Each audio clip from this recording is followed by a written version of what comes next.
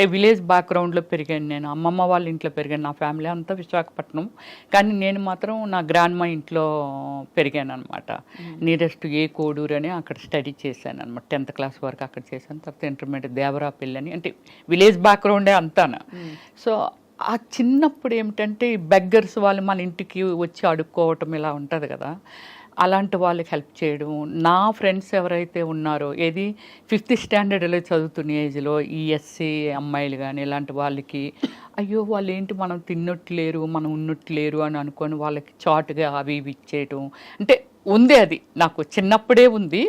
But దాన్ని అలా పెరుగుతుండి కొలది తర్వాత నా అంతలు నేను డెవలప్ అయ్యి నేను సెక్యూర్డ్గా ఉన్న టైం నుంచి బాగా ఎక్కువ చేశాను. ఒక 13 years నుంచి ఈ సోషల్ సర్వీసుల్లో ట్రావెలింగ్. సో సోషల్ సర్వీస్ అనేది ఒక పెద్ద, అదొక complete mindset. But before that మీ సినిమాలు చాలా ఇంట్రెస్టింగ్, మీరు వేసిన క్యారెక్టర్స్.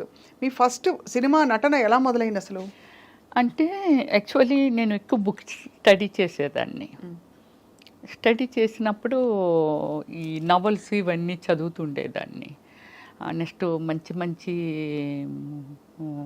మన ఎండమూరి వీరేంద్రనాథ్ గారు అలాంటివన్నీ నవల్స్ అవి అలా చూస్తుండేదాన్ని. అప్పుడు నాకు, నేను చిన్నదాన్నే, ఏది 6th స్టాండర్డ్ చదివినప్పటి నుంచే ఈ పిచ్చి నాకు బాగా. సో ఈ శ్రీదేవ్ గారు, విజయశాంతి గారు ఇలా ఉంటున్నప్పుడు 6th స్టాండర్డ్లో హై స్కూల్ టైంలోనే నాకు చాలా లాంగ్ హెయిర్ ఉండేది, ఫేర్గా ఉండేదాన్ని, బాగానే. అంటే 6th స్టాండర్డ్ అంటే మెచ్యూరిటీ కూడా లేని ఏజ్ అది. బట్ ఆ ఏజ్లోనే కామెంట్స్ అనమాట, అబ్బా నువ్వు చాలా అందంగా ఉంటావు, నువ్వు శ్రీదేవి అయిపోవచ్చు, నువ్వు విజయశాంతి అయిపోవచ్చు, ఇలా అనమాట. అది నా బ్రెయిన్లో బాగా ఫీడ్ అయిపోయింది. సో అలా ఏజ్ పెరుగుతున్న కొలది నాకు ఈ లోపల ఉండిపోయింది. కానీ it's a very nice family background. Cinema background అనేది కొంచెం కూడా లేని ఫ్యామిలీ అది. అంటే cinema nice family background, cinema background లేదంటే సినిమా నైస్ కాదనుకుంటా. నో, దానికి చాలా వ్యతిరేకంగా మాట్లాడిన మనిషిని. అంటే సినిమా అంటే తప్పు కాదు, సినిమా ఏంటనేది మళ్ళీ మీకు చెప్తాను స్వప్న గారు, తప్పకుండా. అయ్యో 100% ఆ పాయింట్ మీకు మళ్ళీ మీరేంటంటే, అంటే సినిమా ఇండస్ట్రీతో కాకుండా కాదు, ఇంటిలోంచి లేడీస్ని మామూలుగా బయటకు రానిచ్చేవాళ్ళు కాదు. నేను చదువుకోవాలనుకున్నా సరే మాకు ఆ రోజుల్లోనే అంబాసిడర్ కారు ఉంటే అక్కడికి పంపించేవారండి డ్రైవర్నిచ్చి. మా ఊర్లో లేదు కాబట్టి, హై స్కూల్ లేదు కాబట్టి. కానీ ఏదైనా మూవీకి వెళ్ళాలన్న ఫ్యామిలీ అంతా కలిసి వెళ్ళటము, లేడీస్ని ప్రత్యేకంగా లేడీస్ని బయటకు పంపరు. కానీ నాకు ఇది ఒకటి ఇంట్రెస్ట్ అలా పెరిగిపోతుంది. 10th క్లాస్ అయిపోయిన తర్వాత నాకు జిల్లా పరిషత్ చైర్మన్ కృష్ణమూర్తి గారు అనేసి వాళ్ళ అమ్మాయి పద్మప్రియ అని ఒక ఆమె ఉంది, నాకు మంచి క్లోజ్ ఫ్రెండు. నా భావాలన్నీ తనతో షేర్ చేసేదాన్ని. సో చేసినప్పుడు మరి ఏం చేద్దాం అనుకుంటున్నాను. Actually my name original name Sujatha. So మరి ఏం చేద్దాం అని అనుకుంటున్నాను. లేదు నేను ఎలా అయినా చేయాలి. చెన్నై వెళ్ళాలంటే నాకు లాంగ్వేజ్ రాదు అంటే అప్పటికి ఆల్మోస్ట్ నేను 97లో వచ్చాను, ఇక్కడికి వచ్చేసింది ఇండస్ట్రీ. సో నేను వెళ్ళాలి. అప్పుడు తను ఏం చేసిందంటే, మీకు ఒక పెద్ద, ఇప్పుడు ఫస్ట్ టైం నేను రివీల్ చేస్తున్నాను, TV9 రవిప్రకాష్ గారు ఉన్నారు కదా, అక్కడి నుంచి తనకు ఒక ఫ్రెండ్ తెలిస్తే, తను కూడా ఉమెన్ కదా, సో అందుకని ఇంకో ఫ్రెండ్కి బెత్తాయించి సుజాతలుగా హైదరాబాద్ వెళ్తానంటుంది, మూవీస్లో చేస్తానంటుంది. అబ్బా నాకు భయం అనిపిస్తుంది, వాళ్ళ ఫ్యామిలీకి ఏం చెప్పాలి అది ఇదని. కానీ నేను పంపించినట్టు వాళ్ళ ఫ్యామిలీకి తెలియకూడదని ఇంకొక పర్సన్కి అప్పచెప్పింది. ఆ పర్సను రవిప్రకాష్ క్లోజ్ ఫ్రెండ్స్.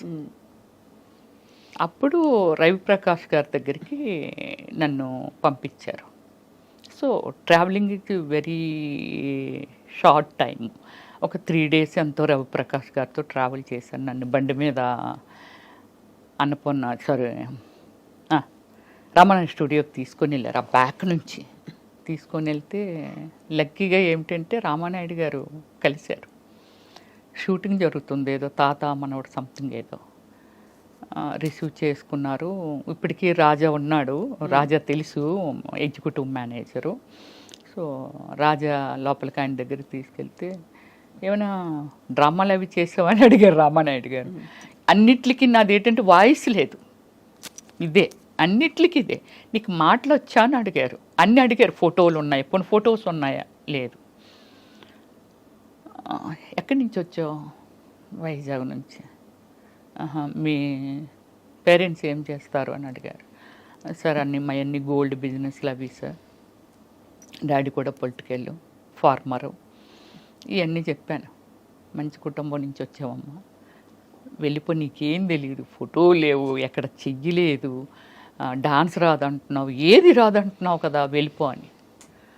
లేదు సార్ నేను వెళ్ళను సార్, వచ్చేసాను సార్. అప్పుడు ముప్పలేని శివ గారు తాజ్మహల్ సినిమా పెద్ద హిట్ ఇచ్చారు. ఆయన మన జర్నలిస్ట్ కాలనీలో వేరే మూవీ కాకినాడ ప్రొడ్యూసర్తో మూవీ స్టార్ట్ చేస్తున్నారు. నేను వెళ్ళేసరికి అలీ, అనంతో, వంశీ గారు ఫ్రెండు, వాళ్ళందరూ అక్కడ ఉన్నారు. నేను వెళ్ళేసరికి డైరెక్టర్ గారు లేరు. ఏంటమ్మాయి సినిమాలు చేయటానికి వచ్చామని కింద మీద చూస్తే వచ్చానన్న. నేను డైరెక్టర్ రమ్మన్నారా అన్నారు. రామానాయుడు గారు పంపించారు సార్ అని. నన్ను కొంచెం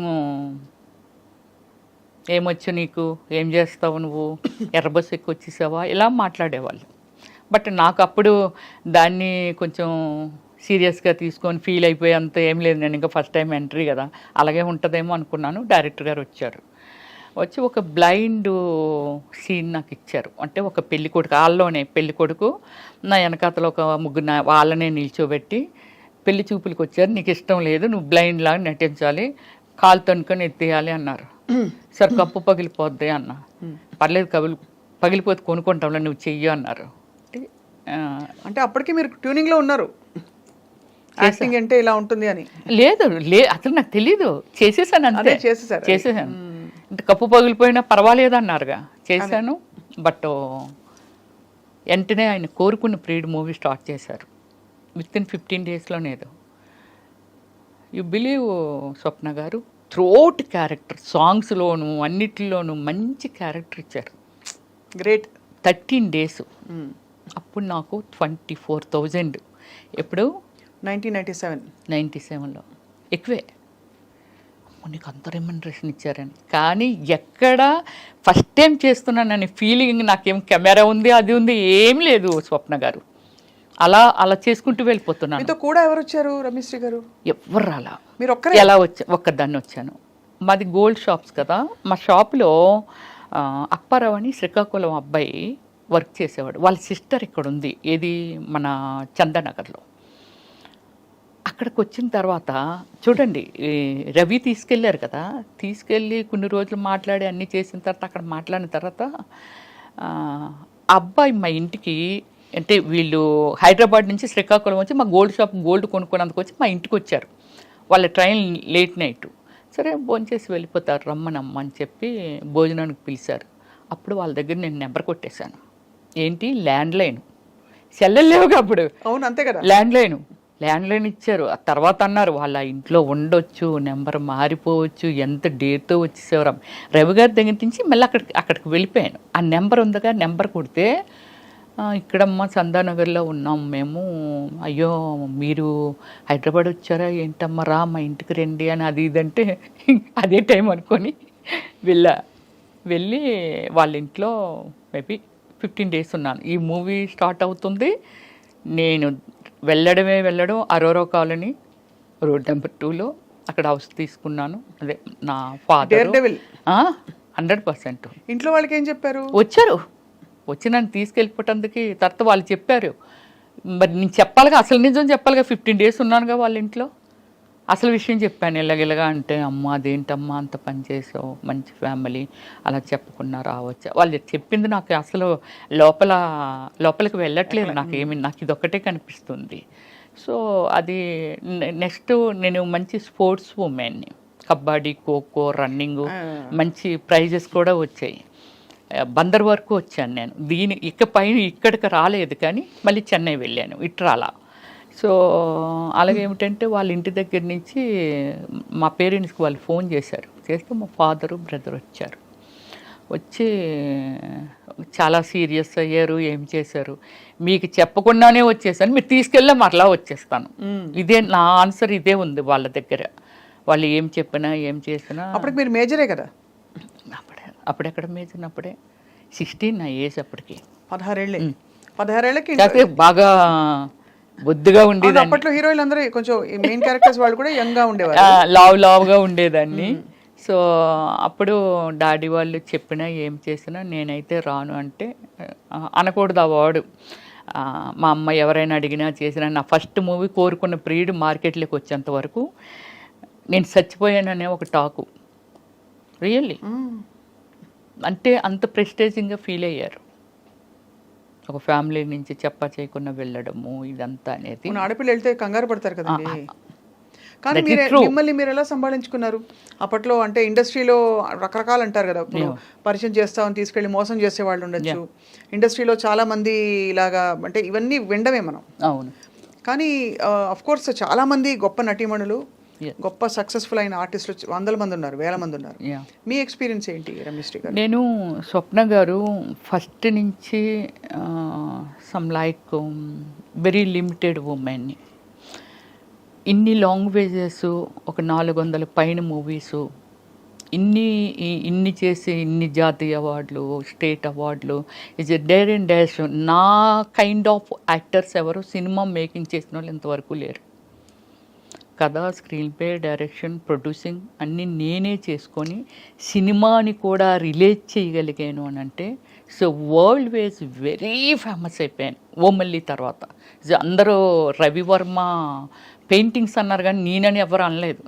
అమ్మాయి కాదు రవివర్మ పెయింటింగ్స్ అని.